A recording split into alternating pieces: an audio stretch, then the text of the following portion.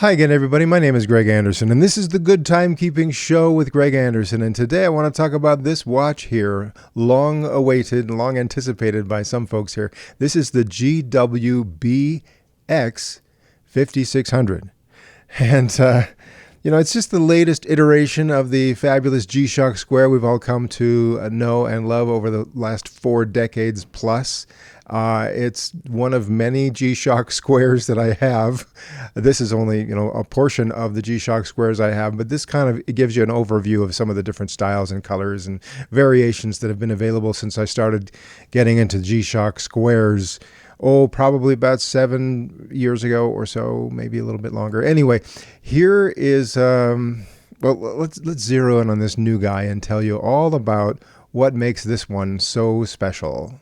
Now, first, just a quick recap. This one is the GW-M5610, and this was first introduced, I believe, in the year 2011. So it's been the workhorse for many, many years already. This one has the same look and shape and style of the original G-Shock from the year 1983.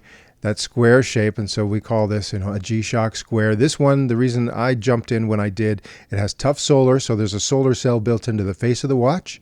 It will automatically charge itself, keep that battery running for, indefinitely. I've got my oldest tough solar G-Shock has been running for, since, 2006.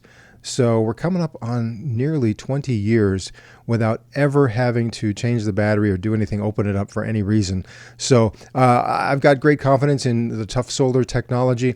Multiband 6 means there's a built-in radio receiver on this watch, and it can tune in to different atomic clock broadcasts from around the world and set itself automatically to the correct time. It checks itself every night and adjusts itself. So if you're in a part of the world where that reception is available, you'll have some fun with this watch, basically always running because of tough solar and always on the right time.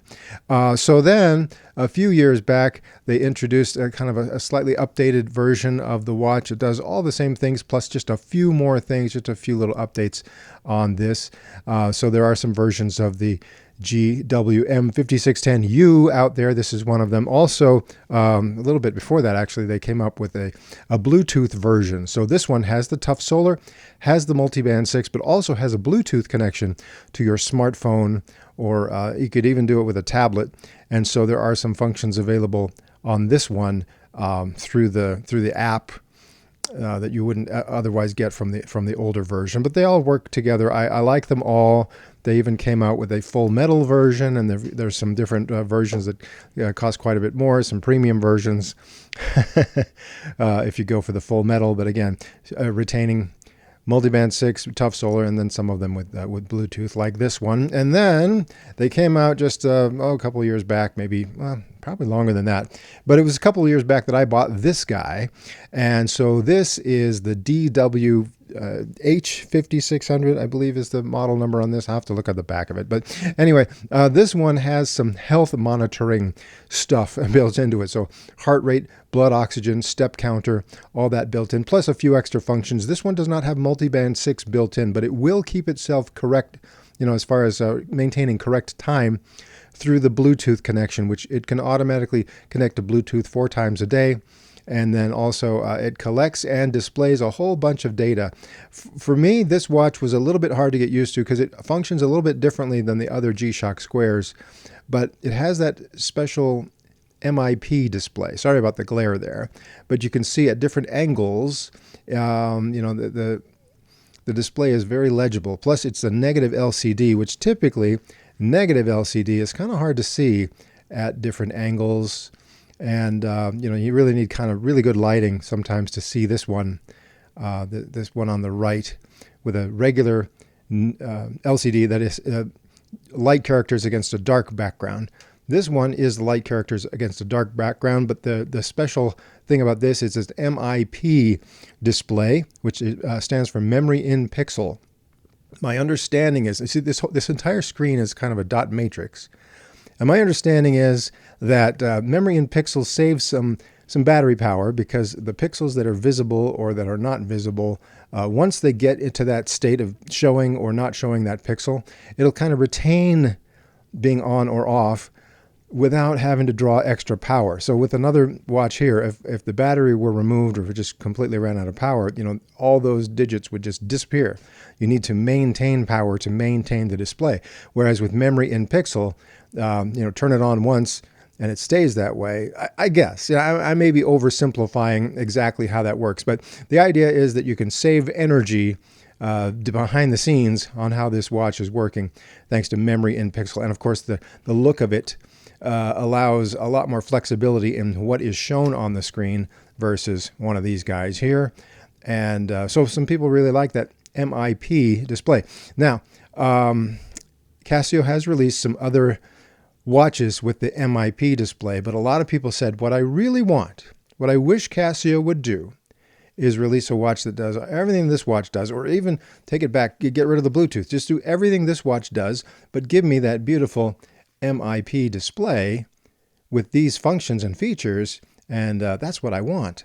Well, that's kind of what you got here. This one does continue to use the Bluetooth connection, but okay, I'm finally to the point here. This is the watch you wanted to see today. This Multiband 6, so it has the atomic clock reception built in. It has tough solar, so it has a built-in, built-in solar panel to keep that battery going.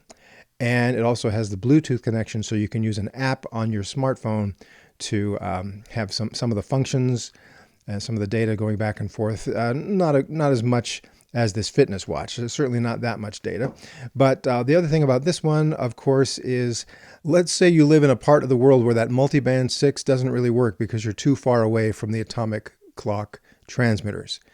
Through your smartphone, this will automatically set itself to the right time and stay on the right time. So I can see why, even though some people said, I don't like Bluetooth, I don't want Bluetooth, I can see why Casio included that, because this makes this watch much more functional, much more versatile for any part of the world where your smartphone works. This watch can do everything you want it to do, including setting itself to the right time, right down to the second in any part of the world. So I'm sorry for those of you who just don't like the Bluetooth idea. You think that these companies are tracking us, and maybe they are, maybe they aren't. But I can certainly see why Casio decided, got to have Bluetooth, got to serve the entire world, not just the places close to those atomic time transmitters. So this is what you see here. Now, in a lot of ways, it's your pretty basic G-Shock Square. So I would say, and my first impressions here is this watch lived up to my expectations. It did not fall short of my expectations, but also didn't really exceed my expectations by very much. So is that a negative review? No, it's not. But I just think they could have done more, because just look at this guy here. Okay, this fitness watch. As I scroll through the different modes, you can see that they've taken advantage of the dot matrix nature of all of this, and every single readout could be completely different from what it was, on the previous mode. So if I enter here and it's showing me stuff about my my steps, or some of the fitness stuff I've been doing, and see how that's just wildly different as you go from one readout to the next. Whereas with this one, as I scroll through the modes, it's pretty much doing exactly what this one on the left is doing. I just go next mode, next mode, next mode, very similar. They could have got a little creative about, the size of the font or exactly what's shown on the screen. I don't know if that's something they can do in maybe a future firmware update, if they change that at all. But I just think they played it a little too safe with this watch, trying to emulate what this watch does. Even down to, see this little box around the date there?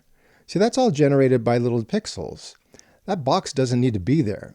They could rearrange, have the time in a bigger font somewhere else on the screen. The fact that in every single mode you have that box up there kind of says to me, I don't know if they needed to have that. I mean, it's kind of nice to have that box sort of separate the time from the other data that's in there. But, they just could have had a much bigger variety of what was there. Now, as I say that, I don't want to sound like I'm complaining, because I know this is what happens with some folks. They complain that, well, I like this watch, but it doesn't have a barometer built into it.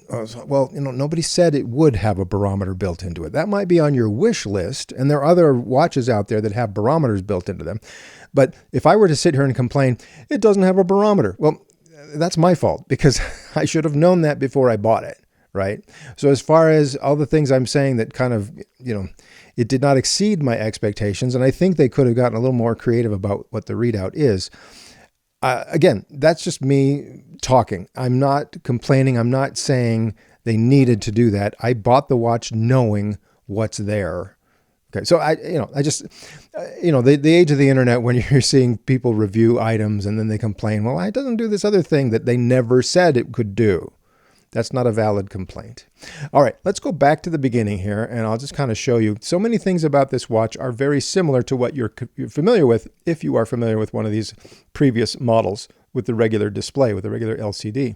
So as I go through, let's see, here's my standard timekeeping screen here, and you've got, hours, minutes, seconds, the day of the week, and the date. And you can change this to the reverse method that they use in Europe, where it'd be 29-11 for the 29th of November.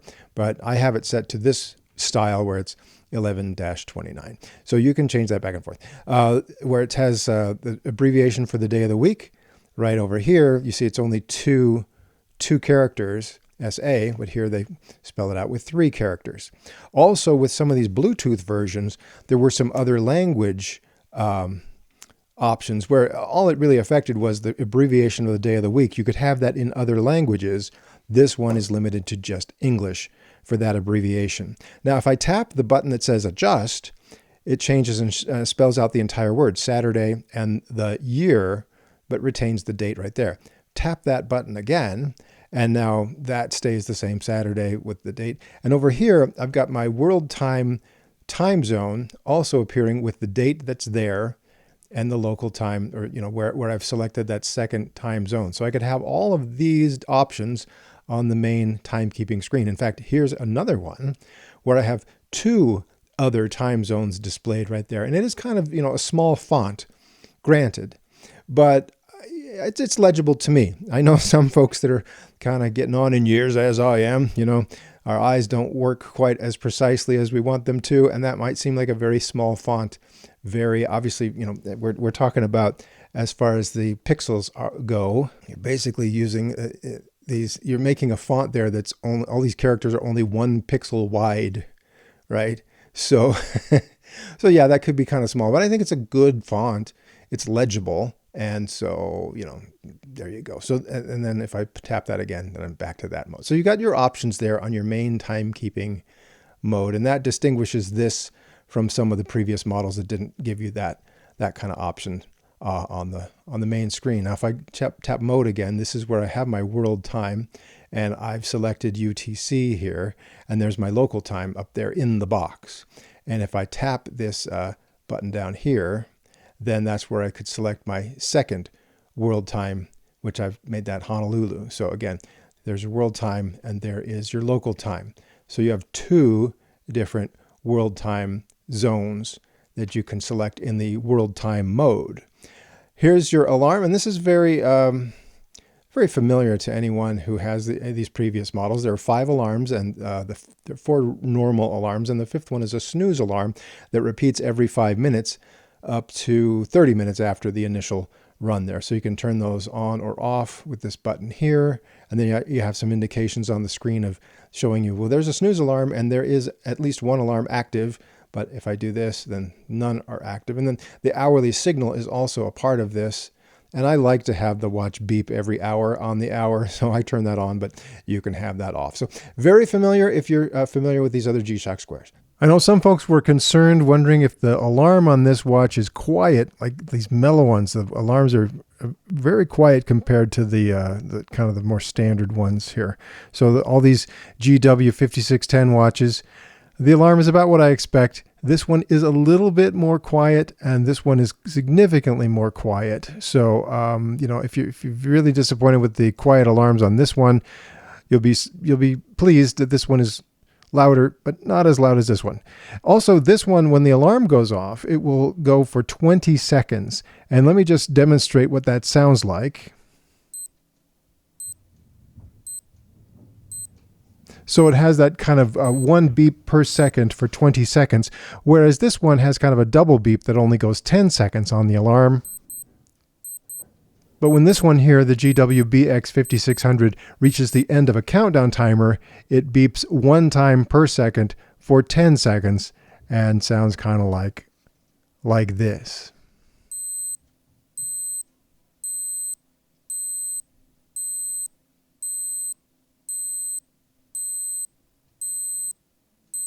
So I hope that answers your questions about the alarms.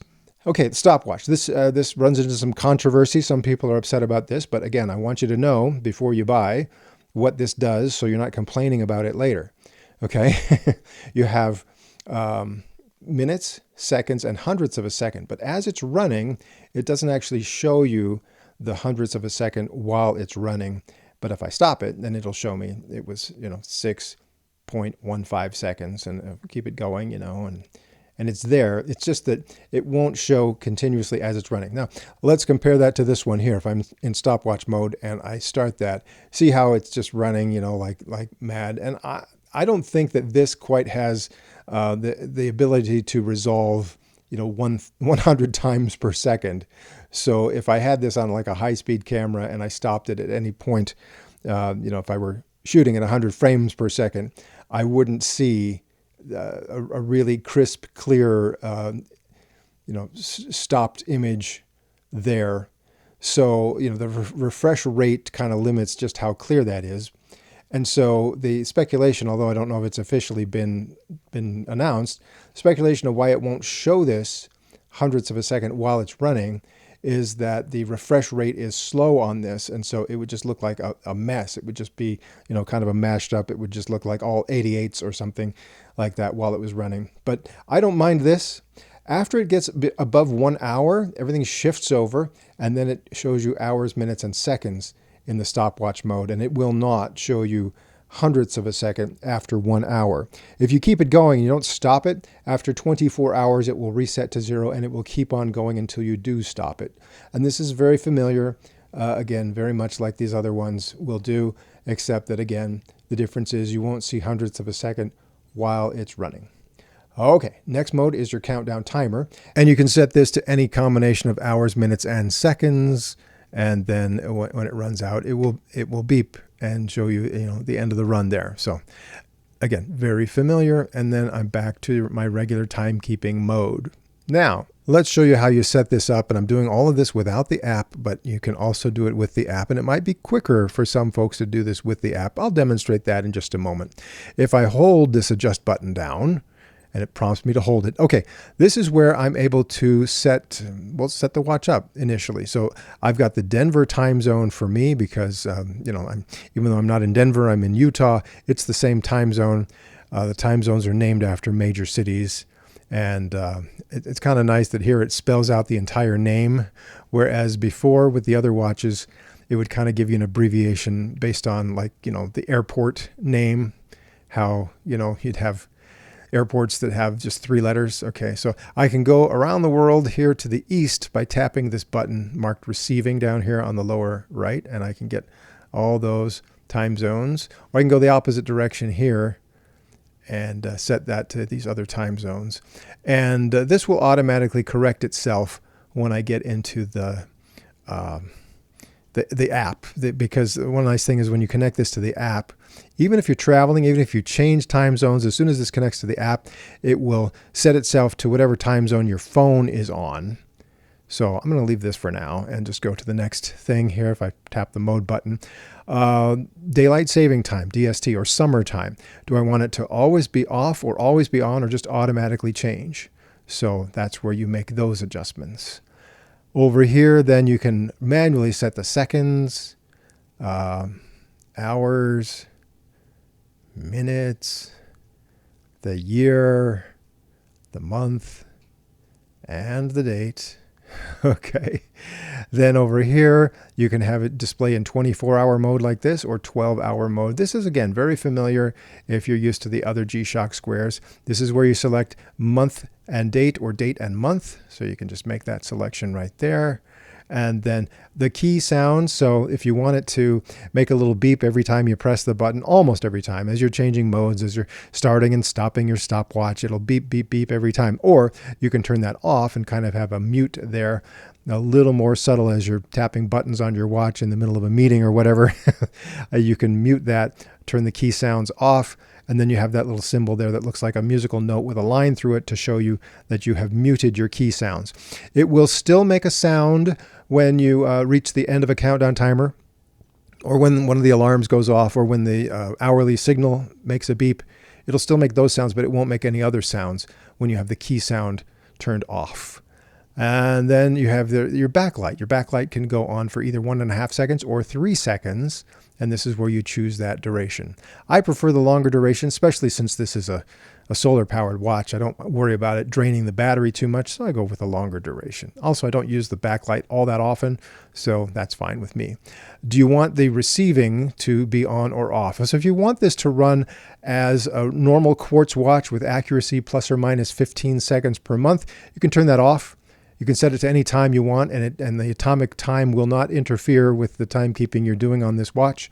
Also, you would turn this off if you happen to be using this watch in a facility where Bluetooth is not allowed. So, like airplane mode. If you're worried that you can't have any kind of radio stuff coming out of this watch, turn that off. So military installation, hospitals, whatever, you can turn that off, and then you won't have anything interfering with whatever the infrastructure is where you are. So, all right, I'll leave it on because I don't need to worry about that. And then we're back to home there. Now, you may have noticed something that was missing from that if you're used to how it was on these previous watches.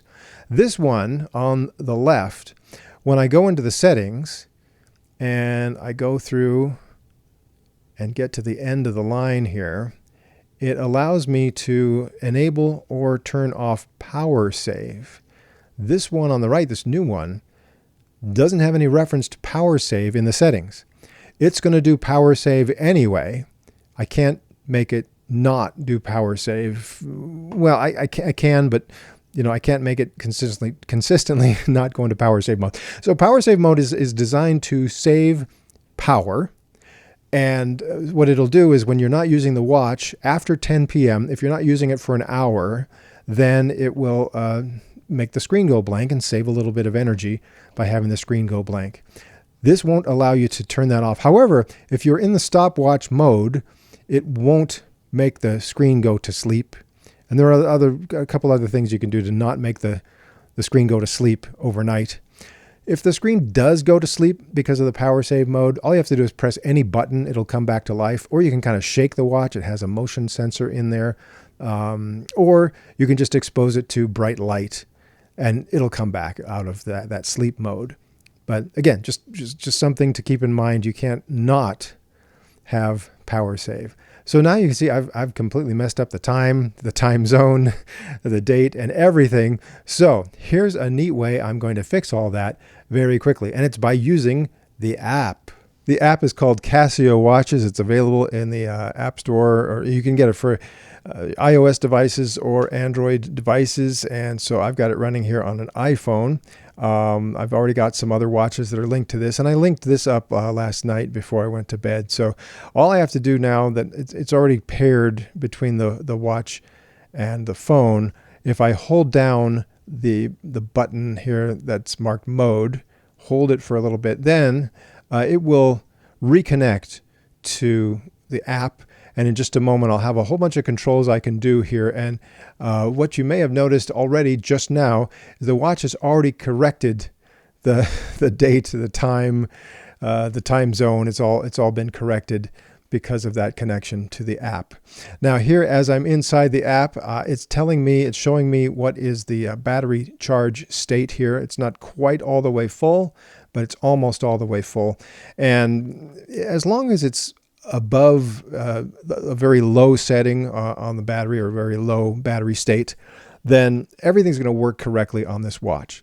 If it gets too low, you'll get some indications on the face of the watch saying it's low, you should charge right now, and all you have to do to charge it is, of course, expose it to some good light, and it'll charge right up and it'll come back to life and do everything you want to do. But when the battery's too low, it shuts down some of the functions to kind of conserve that until you can charge it up again. Then you connect to the app and it resets the time and does everything you like there. Here you have some things you can control from the app. Like, for example, if I tap on the alarms there, it's showing me my alarms are all turned off, but I can turn them on.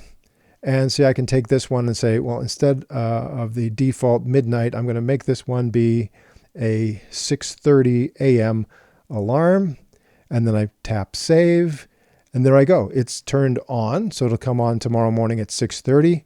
Or I could just turn it off right there easily enough, the hourly signal. So it's very easy to set the alarms here on the app and send those to the watch, rather than a long series of button pressing to change one of those. And I send the whole thing, send all of this new alarm settings to the watch, and I'm ready to go. Also, like here, the timer, I can reset the countdown timer here, or at least reset the duration. It doesn't start or stop the countdown timer from here, but if I say instead of 30 minutes, the next time I do this, I want it to be 35 minutes. Send that to the watch, and the next time I go into the timer mode on the watch, it'll already be standing by waiting for a 35-minute countdown.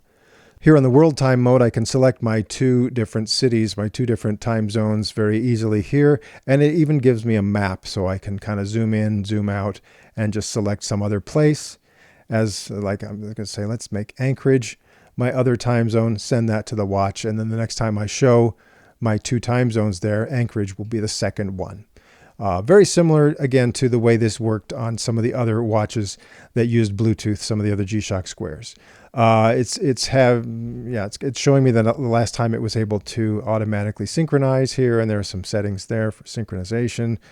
Phone finder, there is a feature here where you can press a button on the watch and it'll play sounds on your phone. So if you lost your phone in the couch cushions or something, you can use this watch to find it. Again, these are things that have been available already on previous G-Shock squares with Bluetooth. Again, you can set, the key sounds. Do you want the key sounds? Do you want the backlight setting? You can all do that all from here. Watch display, 24-hour, or whatever. And let's go down here to switching the main font. Okay, so this is something you can only do through the app. And what this will do, and I'll just kind of show you here in close-up. This is kind of a more modern font, but if you want it to look more like a classic font, there is something on the app to change it to classic. So I'll send that to the watch, and presto changeo, look, it looks like the same font as this older Bluetooth watch over here. So I don't know if that's a really great look, because with the dot matrix, does that look like jagged edges or whatever? I like having the option, but I think for me, I kind of prefer to have the more standard modern looking font there on the watch. So that's pretty cool. Now, if you had one of these older watches with the Bluetooth connection on your G-Shock Square, there was a function on there where you could have a reminder. You could set for a certain days, certain times. There'd be a little reminder that would come up in this box over here where you see the date, and it would spell out words for you that you could set that up with the app. This new one does not have the reminder feature. So it's something that I didn't really use, but it was there and now it's not there. So just something to keep in mind. So again, this new watch has just a few more functions than the GW-BX5600 watches, but has just a couple things, fewer things than you would find in the other Bluetooth squares. So what do you think of it? Do you want one? Now, some people have been concerned, is it a different size? And, this is not the greatest comparison, especially, kind of the dark lighting there. I think, yes, it is a little bit bigger. I think it's bigger, a little longer this way than these previous models. And something you're probably wondering then, well, what if I want to modify this? What if I want to change the bezel, get something really pretty like this NASA bezel and stick it on there? I don't think it will work. I'm going to wait and see. Maybe some third parties that make metal conversion kits, give them some time, and maybe you'll find something on AliExpress so you can swap some things out. Can you put an aftermarket or even a genuine Casio bracelet on this watch? Can I take this bracelet right here and stick it on this watch? My guess is yes, but I'm not going to try that yet. Maybe I'll wait and see. I'm sure there'll be some really, really adventurous folks online that are going to try that real soon, and I'll wait and kind of see what their experience is. But it looks to me, let's take a look at this GW-BX5600. Okay, and just look at the back of that, and look at the back of this guy here. And it does, well, hard to say. It looks like it's the same thing for the watch band, which means the bracelets would also work in both places. But I just don't know. It looks like it'll work. I'm not going to try it just yet. And so, yeah, in case you were curious, a lot of these GW-M5610 watches have this kind of nice milled back there that's held on by 4 screws. This one is a little bit different. It's got that stamped metal back that's held on by 4 screws. Doesn't bother me at all. Some people might think this one looks a little more sturdy or at least looks nice, but I don't look at the back of my watches, so it's not going to bother me. Let's do a close-up on the back of the watch so you can see all the information that is printed there. Yeah, well, what else do you want to know? Model number, module number, bunch of other regulatory stuff on there, and some weird, yeah. So anyway, if you need to know all that, it's all there. I have another favorite watch that people really like. This one. This is the GW-5000 watch, and it's got a metal case under this resin cover. It's got a screw on back there, and it's all just very hefty and wonderful, and it's a favorite among folks. Compared to this guy here, this watch band that comes with the 5000 model, it feels just a little bit softer, a little supple. It's a really nice one. I suppose you could get one of these and put it on here. This one doesn't feel quite so supple, but it feels nice. Compare that to this one here. This one is a little more stiff than this one, but I'm kind of, I think I'm getting a little too granular here. If you didn't have these watches right next to each other to compare the feel, you probably wouldn't really tell much of a difference between the 3 of them. But this one, kind of the least soft, but it's all right. This one a little bit softer, perhaps. And then, of course, the 5000 with the softer, nicest thing. Yeah, I might just put a bracelet on here one of these days. But as I said, I'm going to wait and see. Plus, the other thing about this watch here, unfortunately, well, or fortunately, I intercepted this. Yes, I see that this is not available in the United States. And everyone's expecting it to become available in the United States through official Casio sales channels. But at the moment, it's not. They have not even announced a time when that might happen, or what the price is going to be when this is finally available for simple purchases in the United States. This one was released in Japan just a couple of weeks ago. And so I ordered it from someone who listed it on eBay. And so then I just got it yesterday. Other folks, they've released this officially in the UK, but I'm told it sold out in like half an hour, which, that's disappointing. That's no fun for the people who wanted one and couldn't get one. But so some people got it in the UK already.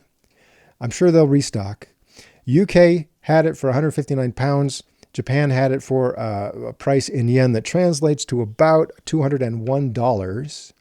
And in the United States, again, we don't know when it's going to come. Maybe not before Christmas. I don't know. When I find out, I'm sure I'll make a video about the official announcement of when this will be in the United States and what the price will be. I didn't want to wait.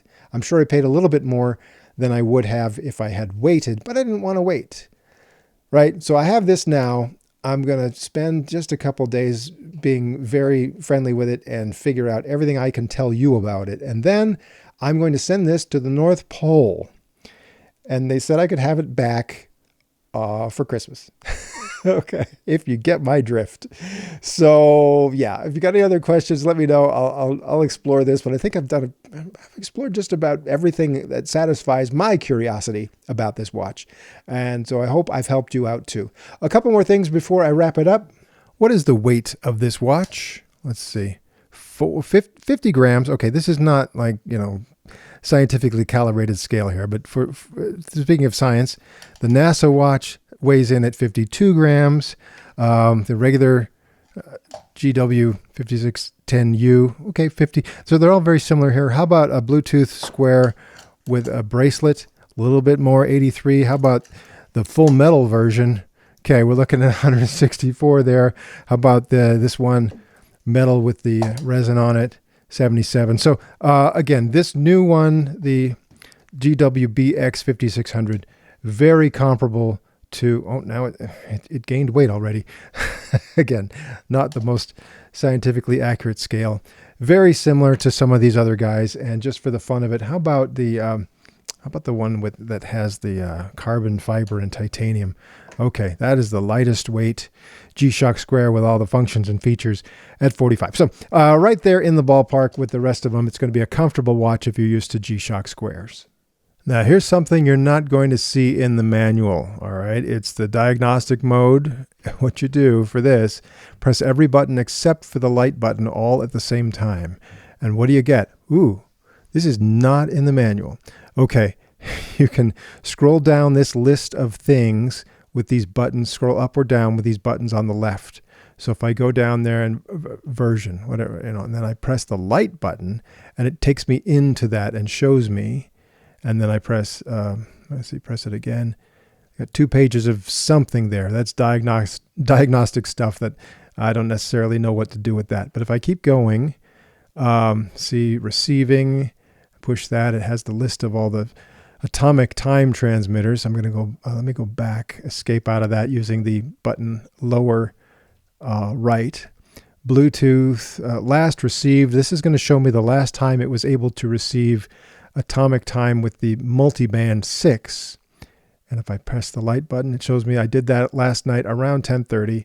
I tried one earlier and I stopped it before it was done. So, okay, this again, not in the app, it's not in the manual, but if you're really curious, when did this happen last? You got it right there. I'm going to escape by pressing this button here. MIP. Now, this is a test of the screen. And if I press the button there, look, it turned on every pixel. Okay. And then if I press escape button, it takes me back to that. I'm going to go down. There's a solar test, a tilt test, and battery. Now, normally you can't tell what the battery charge state is without connecting it to the app. Some people are very disappointed about that because on this one here shows you the battery charge state right there, low, medium, or high, right?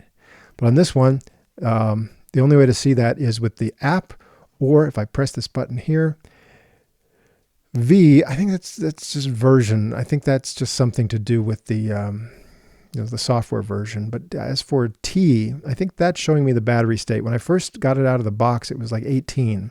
I stuck it on a light to charge it up, and I got it up to 35. I took it off. Now it's down to 30. I'm not sure what the maximum will be on this. I'll maybe explore that after Christmas. But so if you're really concerned about the state of the battery without connecting it to the app, there is some information here.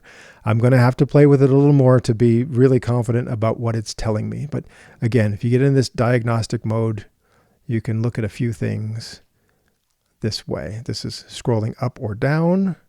This is kind of an enter, and this is kind of a back button for that diagnostic mode. And if I just press the back button a couple of times, I'm back to my regular timekeeping.